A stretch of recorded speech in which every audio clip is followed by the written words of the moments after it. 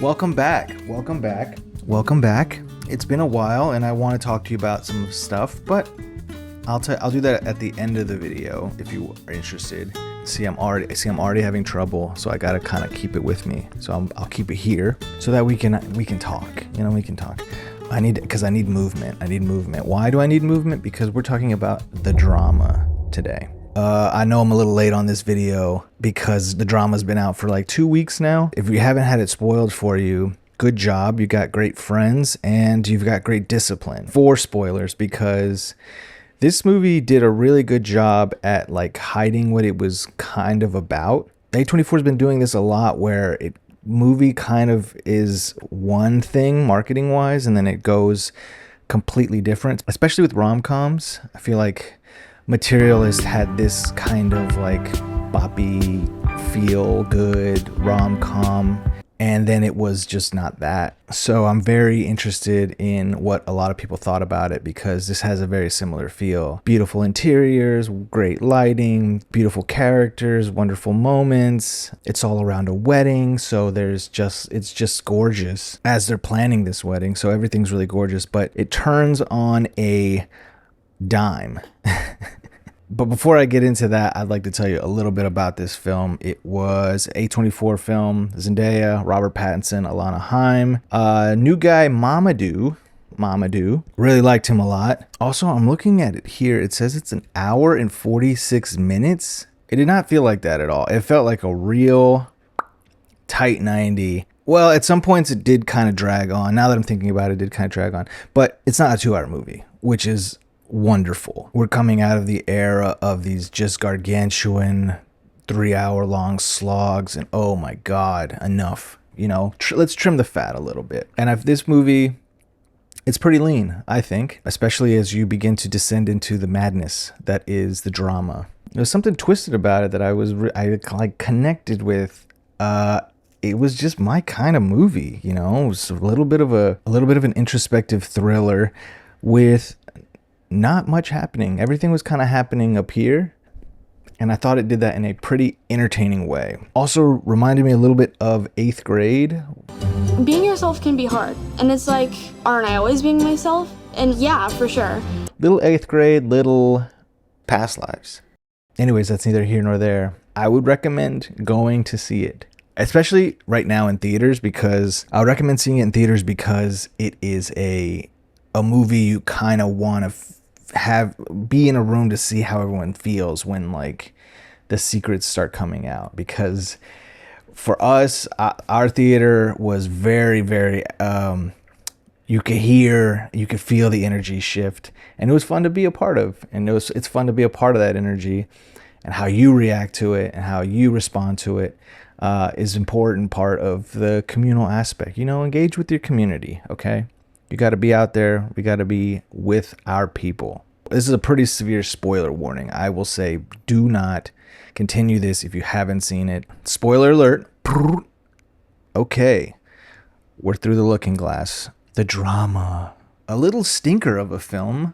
A real stinker. Again, I really can't overemphasize how beautiful I thought this film was. The whole thing.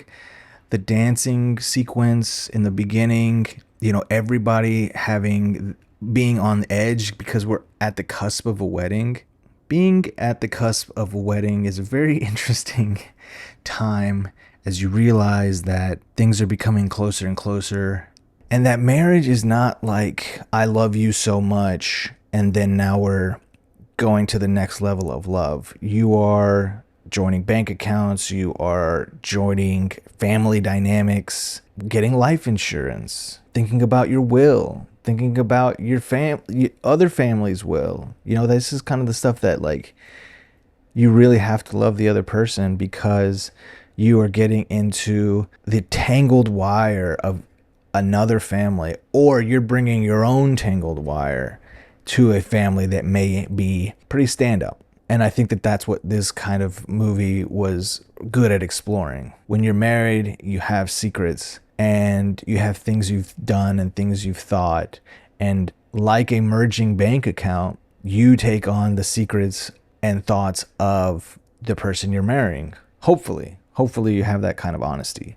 hopefully you have that kind of trust in your partner too, to let them in on that secret, knowing that they'll stand by you, they'll back you. That's not what happens in this movie.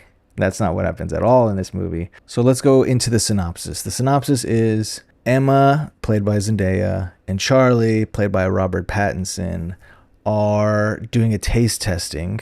They get into what's the most fucked up shit you've ever done. Mike keeps a girlfriend in front of a dog that bites him. Rachel locks a mentally challenged kid in a closet and left him for days, maybe. Lied about it, and admitted that she would kind of keep lying about it to sort of stay out of trouble. Which to me, I was like, wow, you actually did that. You actually did that, and that's actually terrible. We go to Charlie. He goes something about cyberbullying. What a cop-out. What a cop-out. And then we get to Emma. And Emma's is that she thought about, planned, and was going to execute a school shooting. The whole theater was like, oh, okay. Okay. Interesting. Ooh. Where's this going? And you feel the characters also take that on, being like, oh shit, okay. What? Is that real? They kind of all freak out. They don't really know how to handle it. You begin to see like how they're all kind of coping and the questions they're asking. How far did you take it? How much did you plan? I was really intrigued by that character going down that path. And then as we learn more about it, how she was able to dig herself out of that. There's a scene in Titanic, and if you haven't seen my Titanic video, you could watch it here, about the best 20 minutes you've forgotten. There's a scene in Titanic where... Look, I know what you must be thinking. Poor little rich girl. What does she know about misery? No, it's not what I was thinking. What I was thinking was, what could have happened to this girl to make her think she had no way out? And that's kind of how I was feeling about the character. I felt very sympathetic and very connected to this character, Emma, because as a 15-year-old, you're a plastic bag in a wind of circumstance. You could be in a nice place and there's no wind, or you can be in a tornado, but like you really kind of sometimes don't have control of your emotions, your thoughts, what your circumstances is. And Emma's is that she was in a new school. She was being bullied. Her family was a military family. As she goes further and further down, she plans to who she's gonna kill, what order. She tries shooting it a couple times, which she blows her ear out. This ear.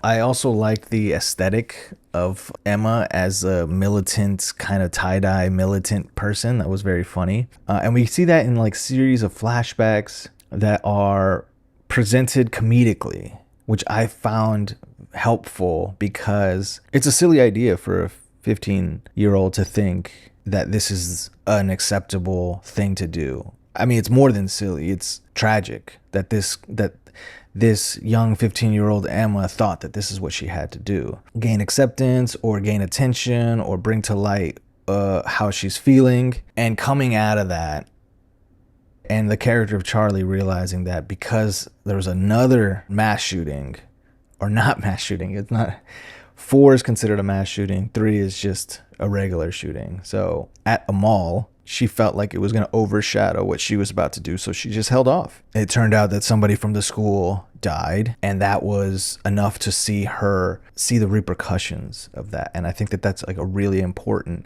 part that this movie is trying to say, is that like these acts are often, for the people that are committing them, they never get to see the fallout, very rarely. And if they do, it's behind prison doors, within the justice system. Like, she got a rare opportunity to see and be in the world after something like that, and it changes her whole life. That she did have to, she was sitting in the gym, she was standing in front of the girl she was going to kill and hugged her and cried. That's the thing that kind of changed. And to me, that was extremely impressive for the character, but also to tell that story in the way that it did.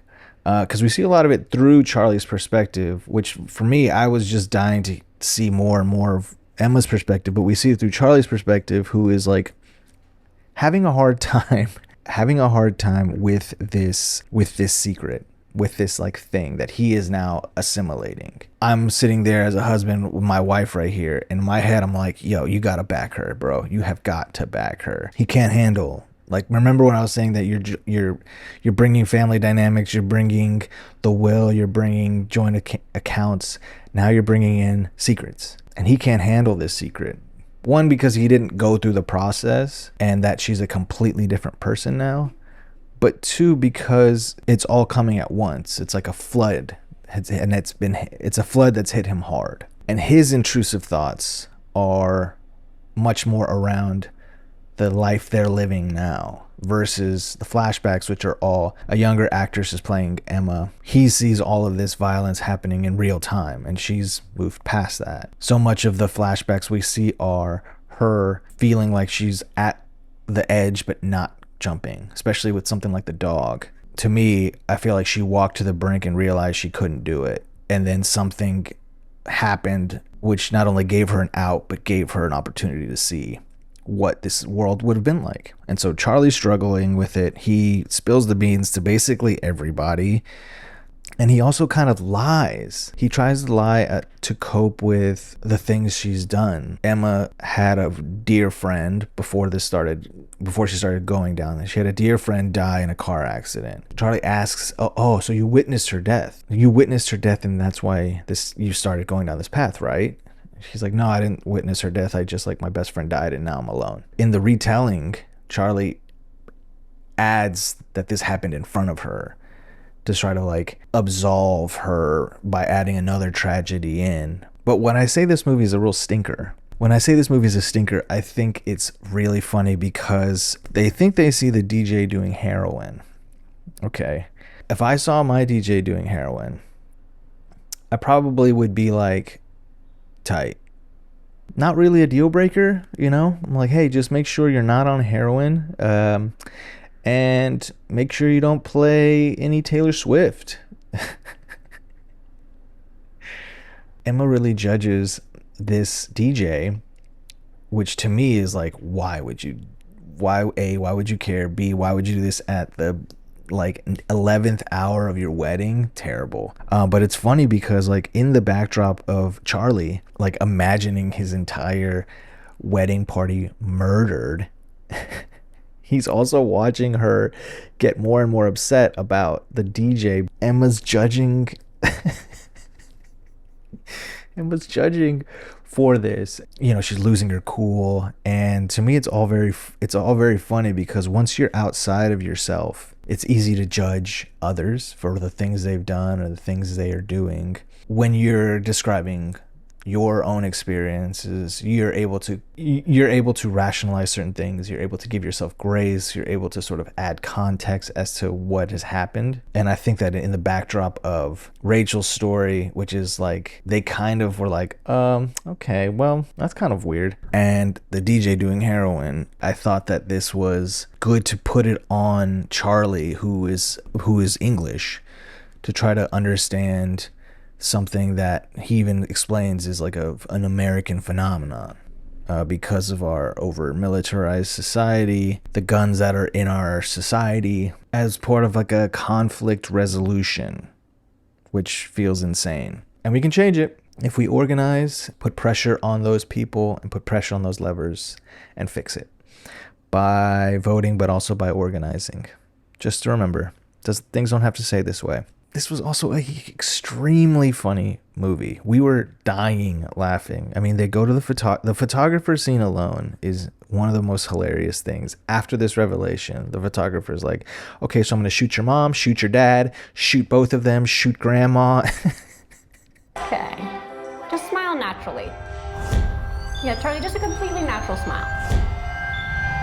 Just like how you would smile in life. That's Zoe Winters, and she is funny. She is that scene itself is so funny. Pattinson has gotten really good at playing these like odd kind of something's off a little bit oblong characters, and he's really good in this because you can tell he has this like awkwardness. You know, when he first meets Zendaya, you can tell he's been planning it and he wants to approach, and he's even when he stumbles, but you can tell he's got charm and you can tell he's got charisma. You can also tell he doesn't handle a curveball very well, and this was like the biggest curveball.